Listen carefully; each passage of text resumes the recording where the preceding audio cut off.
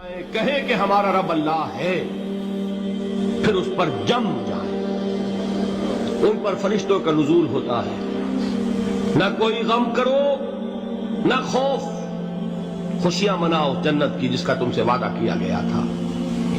اللہ کی ربوبیت پر اطمینان جب انسان کو ہو جاتا ہے، میرا رب اللہ ہے، ربی اللہ، انسان کے لیے نہ کوئی کھٹکا، نہ کوئی خطرہ، نہ کوئی خوف، نہ کوئی حزن۔ جو کچھ ہو رہا ہے کس کے اذن سے ہو رہا ہے؟ اللہ کے اذن سے۔ اللہ کے اذن کے بغیر پتا تک نہیں ہلتا۔ یہ کوئی اندھا بہرا مادہ نہیں ہے جس سے مجھے کوئی خوف ہو۔ اندھا بھینسا چلا آ رہا ہو اس سے تو ڈرنے کا ہر انسان کو ڈرنا چاہیے، نہ معلوم کس کو ٹکر مار دے، لیکن نہیں، اس کائنات کو چلانے والا ایک سمیع و بصیر خدا ہے۔ وہ جو میرا دوست ہے، میرا ولی ہے، اللہ ولی الذین آمنوا یخرجہم من الظلمات الی النور، اللہ اہل ایمان کا ولی ہے، ساتھی ہے، پشت پناہ ہے، مددگار ہے، حمایتی ہے۔ بتائیے جسے یقین ہو جائے کہ اللہ میرا مددگار، اللہ میرا محافظ، اللہ میرا پشت پناہ، اللہ میرا حمایتی، اس کے لیے کوئی خوف ہوگا؟ اس سے کوئی ڈر ہوگا؟ میں مثال دیا کرتا ہوں ایک بہت سادہ پنجاب کے دیہات کی۔ تو بڑا چودھری ہے اور کوئی غریب کسان ہے، اس غریب کسان کے جانوروں کو ہر وقت اندیشہ ہوگا چوری کا، کوئی میری بھینس کھول کر نہ لے جائے، کوئی میرا بیل کھول کر نہ لے جائے۔ لیکن جس کے بارے میں یہ سب کو معلوم ہو کہ وہ جو بڑا چودھری ہے وہ اس کا دوست ہے، اس کی بچیا کو کوئی خوف ہوگا؟ اس کی بھینس پر کوئی ہاتھ ڈالے گا؟ اسے کوئی اندیشہ ہوگا؟ نہیں۔ کیوں؟ کہ وہ بڑا چودھری، بڑا اس کا یہاں کا سردار، جاگیردار، سب کو معلوم ہے وہ میرا دوست ہے، کوئی میرے خلاف اقدام نہیں کر سکتا۔ اس دنیا میں یہ چھوٹی سی بات اگر آپ کے دلی اطمینان اور سکون کا باعث بن سکتی ہے تو ذرا تصور کیجئے۔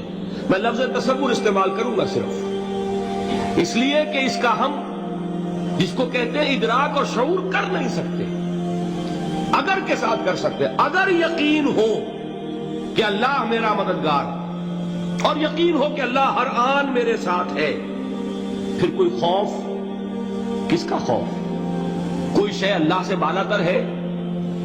کوئی قوت اس سے زیادہ طاقتور ہے؟ کوئی اس کے ارادے کو بدلنے والا ہے؟ کوئی اس کی مشیت کے آڑے آنے والا ہے؟ یہی بات ہے جو حضور نے فرمائی۔ یہ ایمان کا حاصل ہے لب لباب،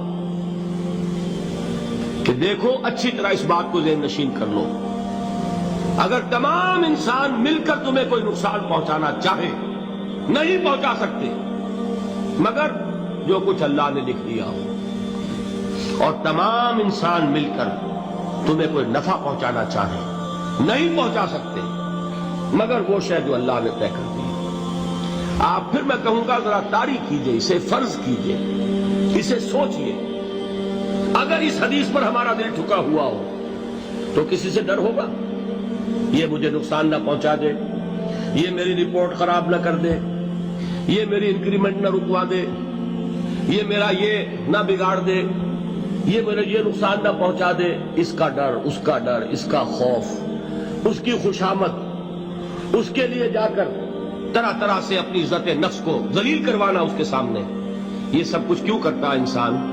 جب سمجھتا ہے کہ اس کے ہاتھ میں میرا کوئی نفع ہے، اس کے ہاتھ میں میرے لیے کوئی ضرر ہے، یہ مجھے کوئی غضب پہنچا سکتا ہے، یہ مجھے کوئی نقصان پہنچا سکتا ہے، یہ میرا کوئی کام بنا سکتا ہے، یہ میری کوئی ضرورت پوری کر سکتا ہے، اسی کا نام شرک ہے۔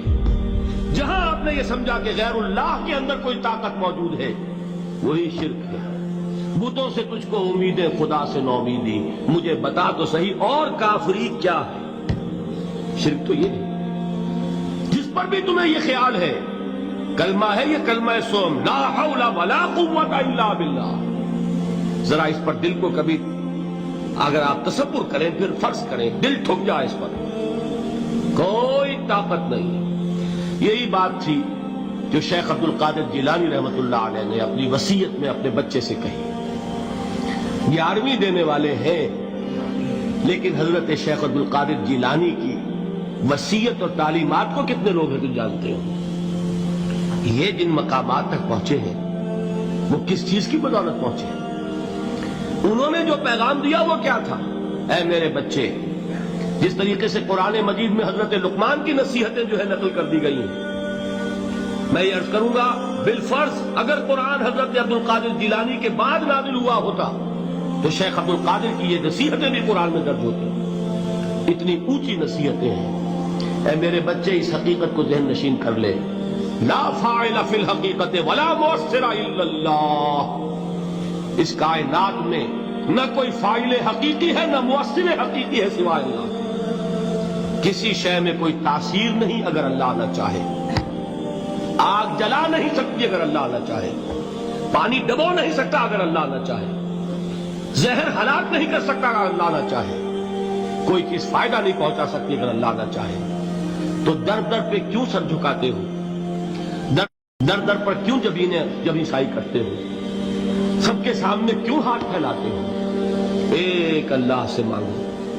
ایک اللہ کے سامنے زمین پر اپنی جبین رکھو. لا فاعل فی الحقیقت ولا مؤثر الا اللہ. نظر آتا ہے ہمیں کہ پانی پیاس بجھا دیتا ہے. پیاس بجھانے کی صلاحیت پانی میں نہیں ہے، اللہ کے اذن سے. کھانا بھوک مٹا دیتا ہے، بھوک مٹانے کی صلاحیت کھانے میں نہیں ہے، اذن رب میں ہے. دیکھیے یہی یقین تھا. حضرت موسیٰ علیہ السلام کا واقعہ یاد کیجئے. سامنے سمندر آ گیا ہے، قوم دیکھتی ہے پیچھے کہ گرد و غبار کا طوفان ہے. معلوم ہوا کہ فرعون اپنے لشکر سمیت آ گیا. لشکر جب چلتا تھا تیز رفتاری کے ساتھ تو گرد و غبار کا جو طوفان اٹھتا تھا اس کا تصور کیجیے. اور لمحہ بلمحہ وہ قریب آ رہا ہے. پوری قوم نے کیا کہا؟ اے موسیٰ انا لمدرکون، اے موسیٰ ہم تو پکڑے گئے. قرآن مجید میں تو یہاں وہ باتیں نہیں لکھی ہے، لیکن تورات میں یہ درج ہے کہ بنی اسرائیل جھگڑنے لگے، دست و گریبان ہو گئے موسیٰ کے ساتھ. موسیٰ ہمیں یہاں مروایا لا کر، اس سے تو ہم ہی بہتر تھے. وہاں کھانے کو ملتا تھا، زندگی تو تھی، بیگار ہم کر رہے تھے، موت تو نہیں تھی. اب جو کچھ ہوگا اس کا تصور کرو، جس طریقے سے ہمارے ٹکڑے اڑائے جائیں گے. تو لڑ رہے ہیں حضرت موسیٰ علیہ السلام سے. یہ تورات کی تفصیل ہے. قرآن میں صرف اتنا آیا ہے، پریشان ہو کر انہوں نے کہا انا لمدرکون، موسیٰ ہم تو پکڑے گئے. اس وقت موسیٰ کا جواب کیا ہے؟ کلا ان معی ربی سیہدین. نہیں، میرے ساتھ میرا رب ہے، وہ راستہ دے گا. بتائیے کہاں راستہ نظر آ رہا ہے؟ یہ ہے ایمان بالغیب. راستہ نظر نہ آئے تب اللہ پر یقین ایمان ہے. جیب میں پیسے ہوں اور تب دل کو اطمینان ہے تو ایمان کس پر ہوا؟ پیسے پر، اللہ پر نہیں. جب وسائل و ذرائع نہ ہو اور پھر یقین ہو کہ اللہ مسبب الاسباب ہے، وہ اسباب کا پابند نہیں ہے، وہ اسباب کا محتاج نہیں ہے، اسباب اس کے محتاج ہے. اگر یہ یقین ہے تو اللہ پر ایمان ہے. یہ نہیں ہے تو تمہارا ایمان اسباب پر ہے، وسائل پر ہے، ذرائع پر ہے، مادیات پر ہے، اللہ پر نہیں. اس وقت کہاں راستہ تھا؟ کوئی راستہ تھا؟ سمندر ہے اور ادھر سے لشکر آ گیا ہے. کلا ان معی ربی سیہدین. اب دیکھیے ایمان کہہ دینا آسان ہے، ہوا معکم اینما کنتم، جہاں کہیں بھی تم ہوتے ہو اللہ تمہارے ساتھ ہوتا ہے. لیکن اس کا یقین قائم ہو جائے تو زمین و آسمان کا فرق واقع ہے.